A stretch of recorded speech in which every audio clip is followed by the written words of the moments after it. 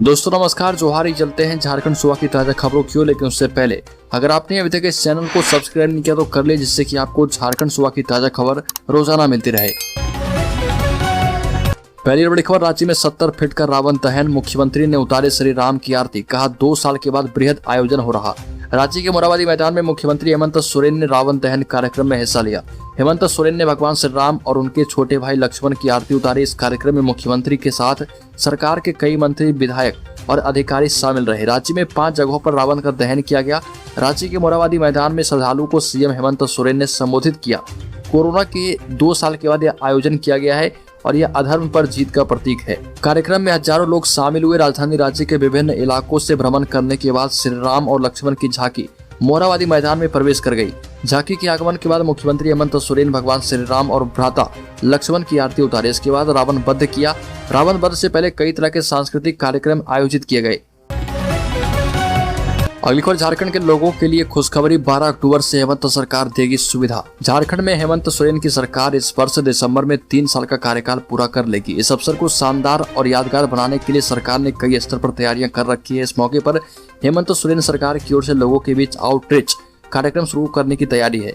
अगले सप्ताह यानी 12 अक्टूबर से सरकार यह कार्यक्रम शुरू करने जा रही है। इसके तहत जरूरतमंद लोगों को झारखंड सरकार की कल्याणकारी योजनाओं का लाभ लोगों तक पहुंचाना है और इसमें गरीबों को राशन कार्ड, पेंशन इत्यादि सुविधाओं से सुसज्जित किया जाएगा।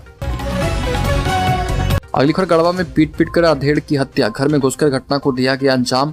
गढ़वा जिले के श्री बंशीधर नगर थाना क्षेत्र के गरबांध टोला ब्राह्मणी निवासी 50 वर्षीय नेपाली भूइया की पीट कर हत्या कर दी गई।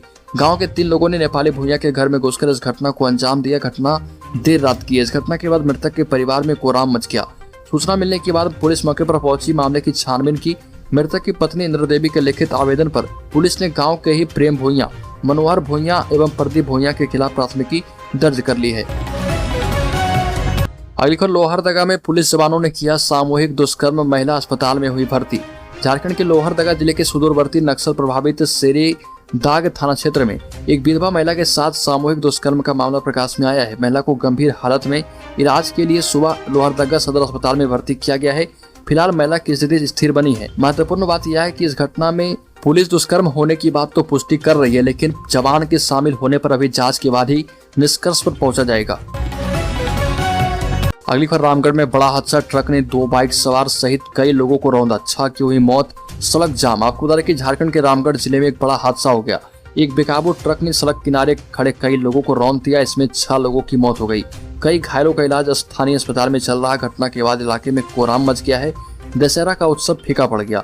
आक्रोशित लोगों ने सड़क जाम कर दिया। पुलिस प्रशासन मौके पर मुस्तैद है। लोगों को समझाने का सिलसिला भी जारी है।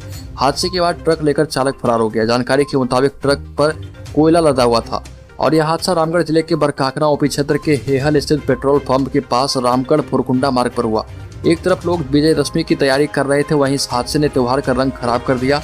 ट्रक की रफ्तार काफी तेज थी। बाइक सवार पति पत्नी सहित अन्य लोग भी पहिए में फंसकर करीब 70 से 80 मीटर तक घिसटते चले गए।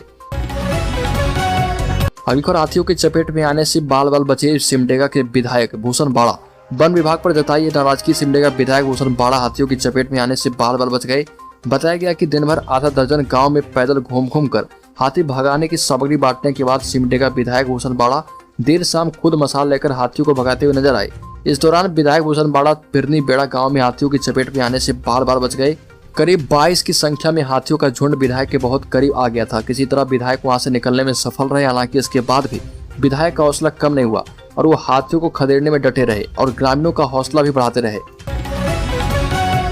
अगली खबर, झारखंड कांग्रेस प्रमुख के लिए आदिवासी चेहरे की तलाश, पार्टी कर रही है मंथन। झारखंड कांग्रेस प्रमुख के लिए आदिवासी चेहरे की तलाश जारी है। इस रेस में पूर्व मुख्यमंत्री मधु कोड़ा की पत्नी गीता कोड़ा सूची में सबसे आगे है। झारखंड में हाल ही में हुई उथल पुथल के बाद झारखंड कांग्रेस में नए राज्य प्रमुख की तलाश की जा रही है। कुछ महीने पहले उनके 3 विधायकों को पश्चिम बंगाल में बड़ी मात्रा में नकदी के साथ पकड़ा गया था और यह घटना कथित रूप से दल बदलने के लिए सौदे के रूप में माना गया और तीनों को निलंबित कर दिया गया। हालांकि नए प्रदेश अध्यक्ष मौजूदा राजेश ठाकुर की जगह लेने के लिए इस महीने के अंत में कांग्रेस अध्यक्ष पद के लिए चुनाव के बाद नियुक्त किए जाने की संभावना है।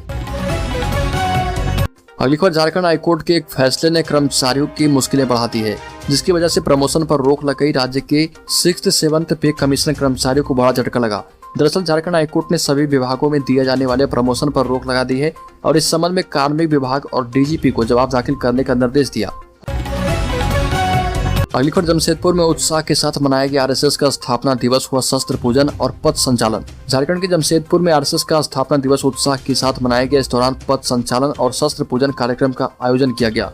आरएसएस जमशेदपुर महानगर की ओर से आयोजित पथ संचालन और शस्त्र पूजन कार्यक्रम का आयोजन किया गया, जिसमें राज्य के पूर्व मुख्यमंत्री और बीजेपी के राष्ट्रीय उपाध्यक्ष रघुवर दास, केंद्रीय मंत्री अर्जुन मुंडा, जमशेदपुर पूर्वी के विधायक सरयू राय, अमरप्रीत सिंह काले सहित राष्ट्रीय स्वयंसेवक संघ, विश्व हिंदू परिषद और बीजेपी के दिग्गजों ने हिस्सा लिया। अगली खबर झारखंड के 64 लाख से अधिक लाभुकों को जल्द मिलेंगे साड़ी और धोती लुंगी। आपको बता दें कि वर्ष 2022-23 में राज्य के 64 लाख राशन कार्ड धारियों के बीच फिर से 2.58 करोड़ साड़ी, धोती, लुंगी का वितरण किया जाएगा। खाद्य आपूर्ति विभाग ने इसकी खरीद की प्रक्रिया शुरू कर दी है। सरकार की ओर से वर्ष के प्रथम एवं द्वितीय चरण के लिए आवेदन आमंत्रित किए गए। सरकार की ओर से 1.29 करोड़ साड़ी, 77 लाख धोती एवं 51 लाख पीस साड़ी की खरीद की जाएगी। अगली खबर जमशेदपुर पुलिस एक बार फिर से गंभीर आरोपों के घेरे में है। साक्षी पुलिस पर एक दलित युवक की पिटाई का आरोप है। पिटाई के बाद गुस्साए समाज के लोग साक्षी थाना पहुंचे और जमकर विरोध किया। पुलिस प्रशासन हाय हाय के नारे भी लगाए गए। नरवा निवासी कार्तिक मुखी दुर्गा पूजा घूमने आए थे। रात को उसे साक्षी पुलिस ने पकड़ लिया और पिटाई कर दी। सूचना पाकर कार्तिक का भाई कृष्णा भी थाने पहुंचा, जहां पर पुलिस ने उसकी भी पिटाई कर दी और इसी से गुस्साए समाज के लोगों ने थाने का घेराव कर दिया और धरने पर बैठ गए। समाज के लोग पुलिस के खिलाफ नारेबाजी करने लगे। पुलिस की पिटाई से घायल युवक को एम्बुलेंस की मदद से इलाज के लिए अस्पताल भेज दिया गया। अगली खबर झारखंड के लोहरदगा में महिला के साथ सामूहिक दुष्कर्म की घटना हुई है। यह घटना लोहरदगा जिले के सुदूरवर्ती नक्सल प्रभावित क्षेत्र की घटना को लेकर पुलिस पिकेट में तैनात जवानों पर दुष्कर्म का आरोप लगा। झारखंड के लोहरदगा जिले के सेरेंगदांग थाना क्षेत्र में एक महिला के साथ सामूहिक दुष्कर्म की घटना हुई है। इस घटना को पुलिस के 2 जवानों के द्वारा अंजाम दिए जाने की बात सामने आ रही है। हालांकि पुलिस फिलहाल जांच की बात कर रही है। महिला को इलाज के लिए अस्पताल में भर्ती किया गया है और फिलहाल पुलिस इस मामले में दुष्कर्म की घटना होने की पुष्टि तो कर रही है, परंतु किसी जवान की घटना में शामिल होने को लेकर पुलिस स्पष्ट नहीं है। अगली खबर रांची में आज सभी प्रतिमा का विसर्जन करने के लिए पूजा समिति और जिला प्रशासन के लोगों ने तैयारी पूरी कर ली है। मूर्ति विसर्जन के समय आम लोगों को किसी तरह की कोई परेशानी न हो, साथ ही तालाबों की साफ सफाई के लिए नगर निगम के द्वारा तैयारी कर ली गई।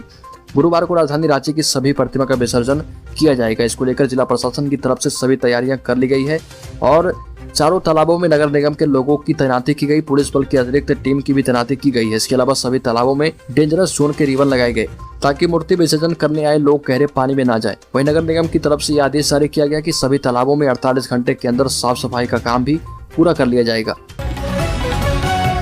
अगली खबर मुंबई के रिलायंस फाउंडेशन अस्पताल को फिर से बम से उड़ाने की धमकी मिली। हॉस्पिटल के लैंडलाइन नंबर पर अनजान शख्स का 2 बार कॉल आया, जिसमें कॉलर ने अंबानी परिवार को जान से मारने की धमकी दी। पहली बार कॉल और उसके बाद रिलायंस इंडस्ट्रीज लिमिटेड के प्रवक्ता ने कहा कि कॉलर ने मुकेश, नीता, आकाश और अनंत अंबानी को जान से मारने की धमकी दी। फोन करने वाले ने एंटेलिया को भी उड़ाने को कहा है। इस मामले में मुंबई के डीबी मार्ग पुलिस स्टेशन में केस दर्ज कर लिया गया है। पुलिस मामले में आगे की जाँच कर रही है। अगली खबर जम्मू कश्मीर पहुंचे गृह मंत्री अमित शाह ने कहा कि भारत अब पाकिस्तान से बातचीत नहीं करेगा। बारामूला में शाह ने कहा कि यहाँ 70 साल राज करने वाले लोग कहते हैं कि हमें पाकिस्तान से बातचीत करनी चाहिए। हम पाकिस्तान से बातचीत क्यों करें? हम बातचीत नहीं करेंगे। हम बारामूला के लोगों से बातचीत करेंगे। हम कश्मीर के लोगों से बातचीत करेंगे। नरेंद्र मोदी सरकार आतंकवाद को बर्दाश्त कभी नहीं करेगी। हम इसका सफाया कर देंगे। गृह मंत्री ने बारामूला में रैली को संबोधित करने से डायस से बुलेट प्रूफ ग्लास हटवा दिया और वहीं अजान के लिए अपनी स्पीच भी रोक दी। अमित शाह ने कहा कि मुझे चिट्ठी मिली है कि मस्जिद में प्रार्थना का समय हुआ है और इसलिए भाषण रोक दिया गया है और अब यह समाप्त तो हो जाएगा, उसके बाद ही मैं भाषण दूंगा।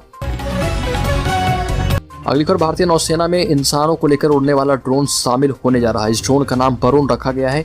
25 से 30 किलोमीटर का सफर 30 मिनट में पूरा कर लेगा। भारतीय नौसेना ने अपने बयान में कहा कि इस ड्रोन को पुणे में स्थित भारतीय स्टार्टअप सागर डिफेंस इंजीनियरिंग प्राइवेट लिमिटेड के द्वारा विकसित किया गया है। इसे जल्द ही नौसेना में शामिल किया जाएगा। अगली खबर तेलंगाना के मुख्यमंत्री के चंद्रशेखर राव ने दशहरा के मौके पर राष्ट्रीय पार्टी लॉन्च कर दी और उन्होंने इस पार्टी को भारत राष्ट्र समिति नाम दिया। लॉन्चिंग के लिए उन्होंने दोपहर 1:19 का मुहूर्त रखा था और ये भी कहा कि तेलंगाना राष्ट्रीय समिति अब बीआरएस बन गई है। इस कार्यक्रम में कर्नाटक के पूर्व मुख्यमंत्री एचडी कुमार स्वामी और डीएमके के सहयोगी थोल थिरुमाल्वम मौजूद थे। केसीआर ने 2024 लोकसभा चुनाव को ध्यान में रखते हुए नेशनल पार्टी लॉन्च की और यह बड़ा कदम उठाने से पहले उन्होंने पिछले दिनों बंगाल की सीएम ममता बनर्जी, बिहार के मुख्यमंत्री नीतीश कुमार, दिल्ली के मुख्यमंत्री अरविंद केजरीवाल, तमिलनाडु सीएम एम के स्टालिन, केरला के पिनराई विजयन और उड़ीसा के नवीन पटनायक से मुलाकात की थी।